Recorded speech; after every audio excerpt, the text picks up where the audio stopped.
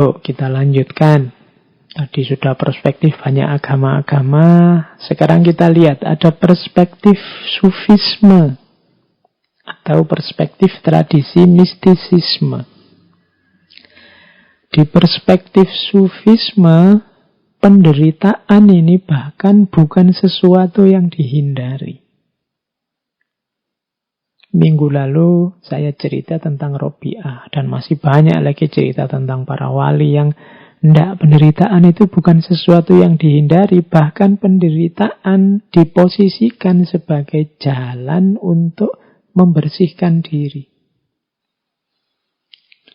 Dalam tradisi mistisisme ada asumsi bahwa jasmaniah manusia, lahiriah manusia, hasrat dan nafsu manusia itu perlu dilemahkan. Sehingga yang rohani dan yang hakiki bisa lebih kuat. Cara melemahkannya seperti apa? Dengan jalan membuatnya menderita. Maka para sufi itu kadang melakukan amalan-amalan yang tujuannya memang melemahkan jasmaniah, melemahkan nafsu. Arahnya kemana? Ya biar rohaninya lebih kuat. Jadi memilih penderitaan sebagai jalan pembersihan diri. Nah, ini perspektif sufisme. Biasanya dipakai dengan istilah melakukan suluk, melakukan perjalanan via purgativa. Purgativa itu pembersihan diri melalui penderitaan-penderitaan.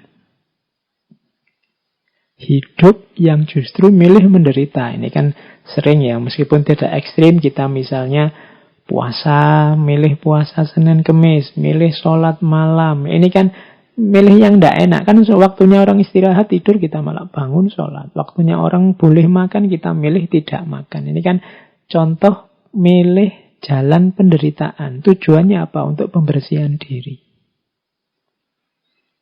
Modenya ya mode riyadoh, mode mujahadah, tazkiyatun nafas.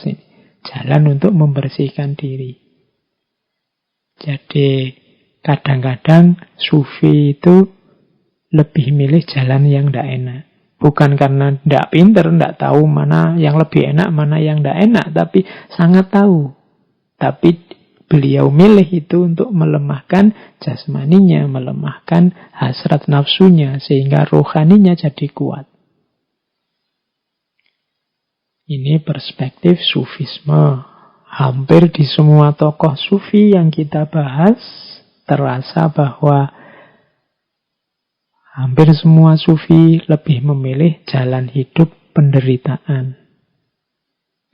Menderita secara fisik tidak masalah, asal ruhaninya cemerlang. Menderita di dunia tidak masalah, asal akhiratnya bahagia. Menderita sekarang tidak masalah, asal besok bahagia. Nah, logika ini yang dipakai. Kalau di Jawa ada istilah tirakat.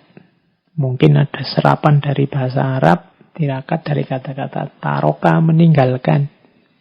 Jadi meninggalkan itu orang yang pantang melakukan sesuatu atau pantang memakan sesuatu atau dan seterusnya.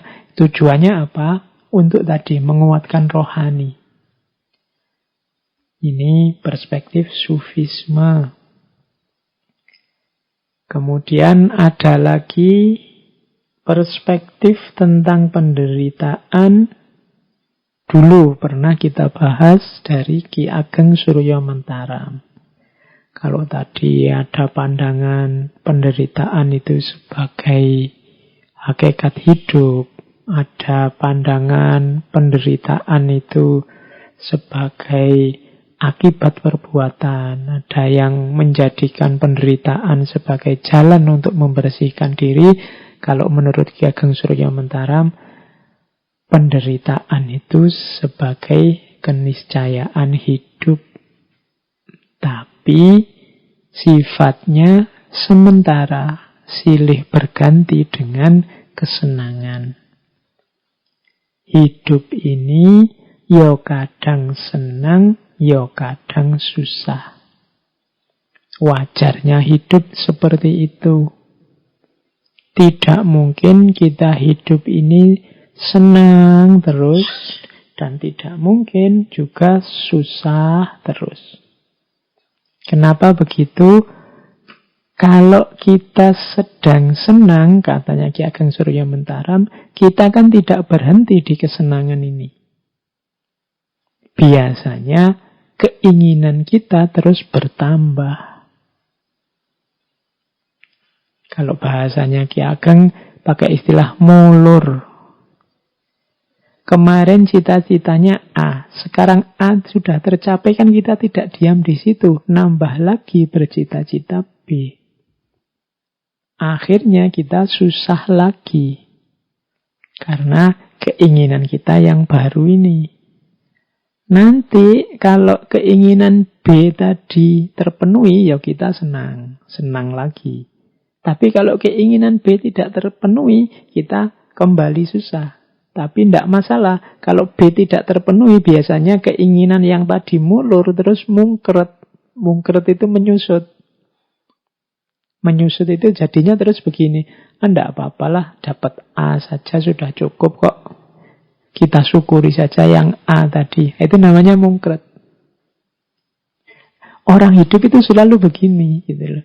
Jadi antara mulur sama mungkret. Keinginan itu selalu silih berganti. Kalau terpenuhi senang, tidak terpenuhi terus susah. Setelah susah, keinginannya berkurang. Setelah berkurang, akhirnya dia senang lagi. Tapi terus menginginkan yang lain lagi. Nambah lagi keinginan, susah lagi. Hidup ini silih berganti seperti itu.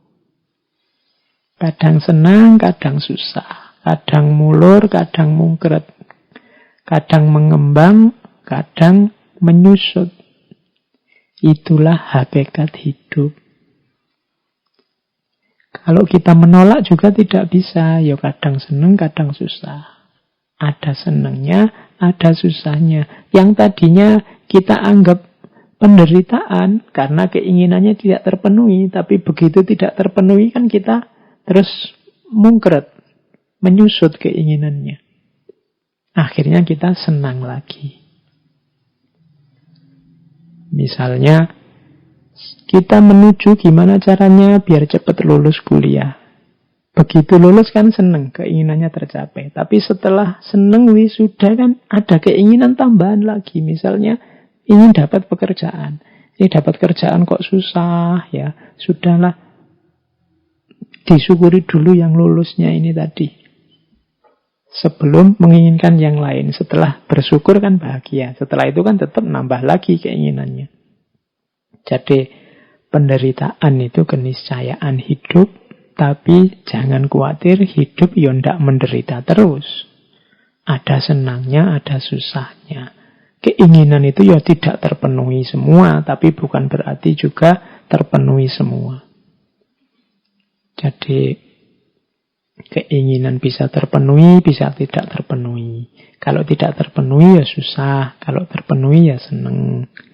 Kalau begitu susah, terus keinginannya berkurang. Setelah berkurang, senang lagi. Begitu terpenuhi, senang. Setelah terpenuhi, keinginannya tambah. Akhirnya susah lagi. Itulah hidup. Kita sadari ini, maka kita tidak akan terpengaruh lagi oleh senang dan susah. Karena ternyata apakah senang, apakah susah, itu ya sudah keniscayaannya hidup. Jadi kalau teman-teman sedang mengalami apapun, ingat teorinya Ki Ageng Surya Mentaram ini, jadinya simpel. Ya memang begitu itu hidup. Kadang senang, kadang susah. Kadang keinginan kita terpenuhi, kadang ya tidak terpenuhi. Tidak perlu dibikin wow.